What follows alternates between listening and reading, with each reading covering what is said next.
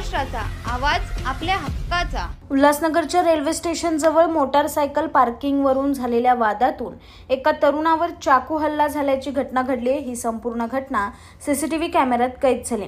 बुधवारी रात्री 10 वाजण्याच्या सुमारास उल्हासनगर रेल्वे स्टेशन जवळ जखमी अजय थोरात याने दुचाकी पार्किंग केली होती। त्या पार्किंगच्या वादातून अज्ञात 3 ते 4 जणांच्या टोळीने अजयवर चाकूने जीवघेणा हल्ला केला। यात अजयच्या शरीरावर गंभीर वार झाल्याने त्याची प्रकृती गंभीर चिंताजनक आहे।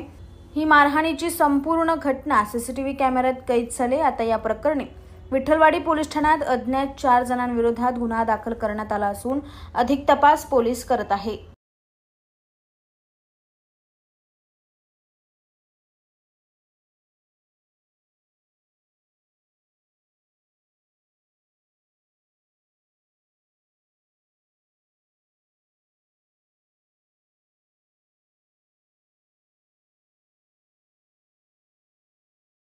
तुमच्या परिसरातील काही घडामोडी किंवा समस्या असतील तर आमच्या वृत्तवाहिनीला संपर्क करा आणि तसेच सतत अपडेट राहण्यासाठी आमच्या वृत्तवाहिनीला सबस्क्राइब करा आणि बेल आयकॉन दाबायला विसरू नका।